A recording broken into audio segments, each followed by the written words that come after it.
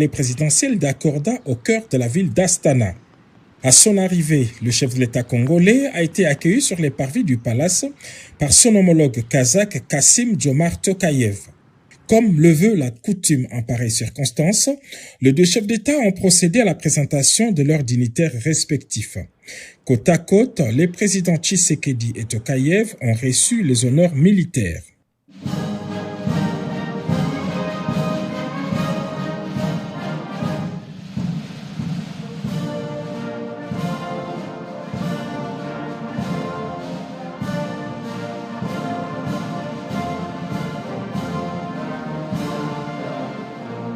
L'apparat terminé, place à la première rencontre bilatérale. Félix Tshisekedi et Kassym Jomart Tokayev ont défini les domaines prioritaires de leur collaboration. Il s'agit des ressources naturelles et les chaînes des valeurs industrielles, l'agriculture, les infrastructures, les transports et logistiques, l'énergie et les climats ainsi que l'éducation.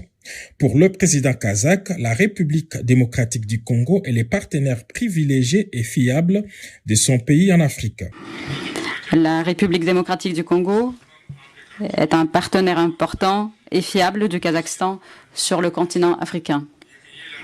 Les liens entre les deux pays sont fondés sur une forte amitié et un respect mutuel.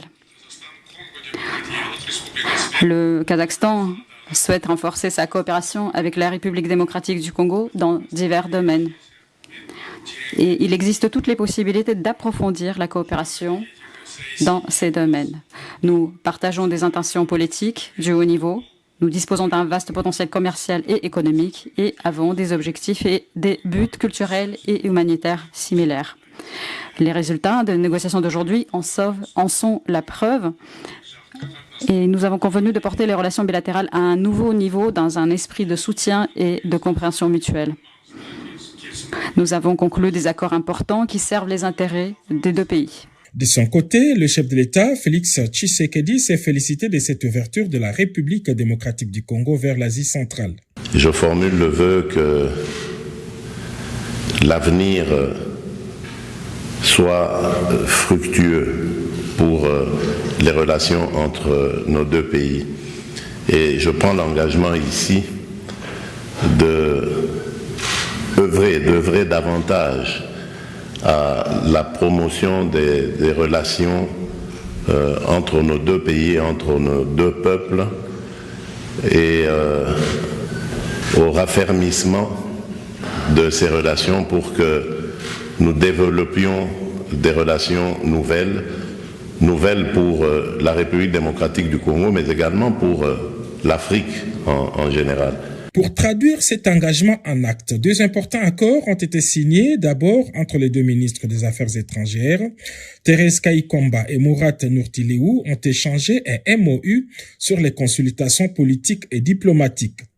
Même exercice pour le ministre des Mines, Louis Watoum, qui, lui, a signé un accord de coopération dans les domaines des mines et de la géologie avec les ministres kazakhs de l'industrie et de la construction. L'aboutissement de ce nouveau partenariat privilégié entre la République démocratique du Congo et le Kazakhstan a été minutieusement préparé par l'envoyé spécial du chef de l'État, Patrick Loabeya.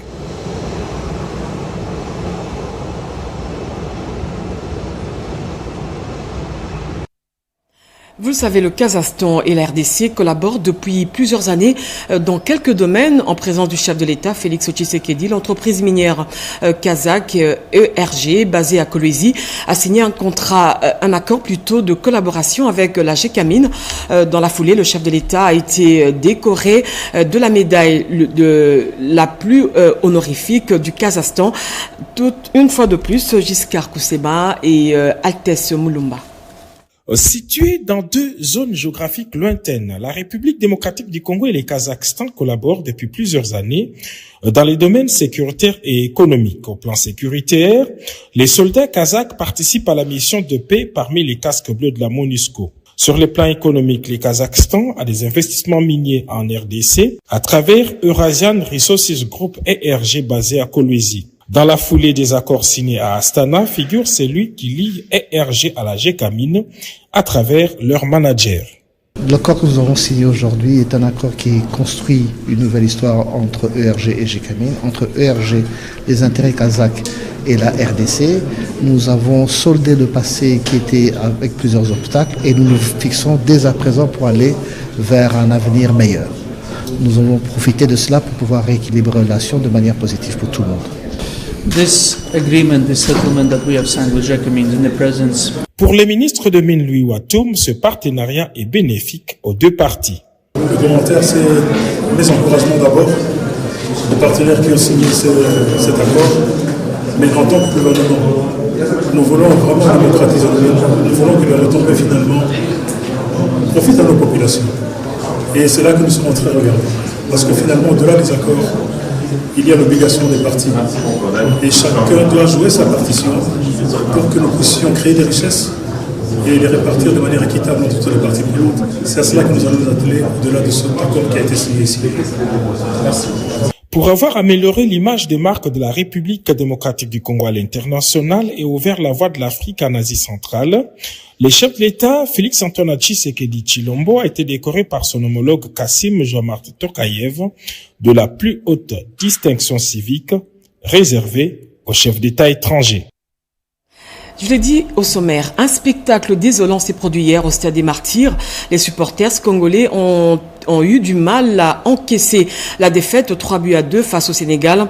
À la fin de la rencontre, l'enceinte a été le théâtre des scènes de sabotage, des sièges arrachés, des gradins ont été projetés sur l'aire de jeu. Un reportage de Mireille Ndeke. Dérapage regrettable de supporters skinois hier après la défaite de la RDC face au Sénégal. Plusieurs objets et autres biens ont été endommagés, un comportement à bannir. Que faire alors après une défaite de match? La question mérite d'être posée. Néanmoins, il s'est de noter qu'après une défaite, le public peut réagir par la colère, la tristesse ou la déception. Ces émotions variant selon l'implication personnelle du supporter. Il est donc normal de ressentir ces émotions, mais le plus important est de savoir les canaliser pour rester fair play. Dans une compétition sportive, il y a toujours la défaite, la victoire et quelquefois le nul. Pour se remettre d'une défaite, il faut l'accepter en tirant des leçons et s'accorder du temps pour analyser objectivement ce qui s'est passé afin de mieux projeter vers l'avenir. La défaite d'hier contre le Sénégal dans un match important comptant sur la 8e journée des éliminatoires mondiales 2026 ne peut en aucun cas justifier le casse et autres dérapages. Le coupable doit être identifié et puni de façon exemplaire. C'est devenu récurrent, il faut vite l'arrêter. Et justement, en nouvelle, la première ministre a réagi. Elle a salué le courage des léopards et rappelé le rôle du sport comme moteur d'unité et de rayonnement national. Par ailleurs, Judith Suminwa a condamné les actes de vandalisme commis par certains supporters, appelant à plus de civisme et de responsabilité. À la tête du comité stratégique des zones économiques spéciales, la première ministre Judith Suminwa imprime sa marque. Le gouvernement congolais entend lever les obstacles qui freinent le développement de ces zones clés afin de stimuler la création d'emplois, renforcer l'activité du pays et accélérer le processus d'industrialisation. Chimène Dondo et Pompomba pour nos reportages. En RDC, le cap est maintenu sur l'industrialisation. À la tête de sa première réunion du comité stratégique de zone économique spéciale, la première ministre Judith Suminwa Tuluka a appelé à lever le blocage qui freine leur développement.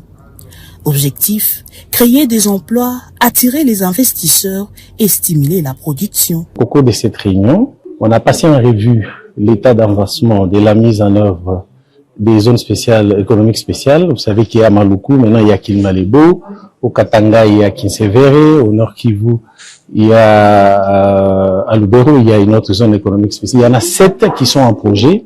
Et donc pour aujourd'hui, on s'est accordé sur le mode de fonctionnement de ces comités stratégiques de pilotage et aussi on s'est fixé comme objectif de se réunir non seulement 2 fois l'an, conformément au décret, mais aussi en cas de besoin. Aujourd'hui, 2 aides se sont déjà actives à Maluku, Kinmalebo, au Katanga ou encore à Lubero.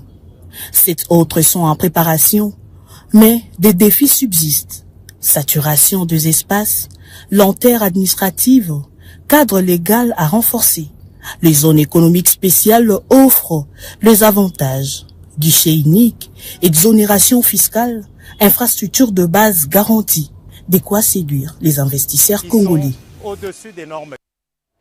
Et puis, dans le cadre d'une mission technique pour préparer la deuxième revue du programme économique et financier de la RDC soutenu par le FMI, le chef de mission de cette institution de Bretton Woods pour le Congo a été reçu par le vice-premier ministre en charge du budget, Adolphe Muzito, sur la mise en œuvre du projet de loi des finances 2026. Regardez.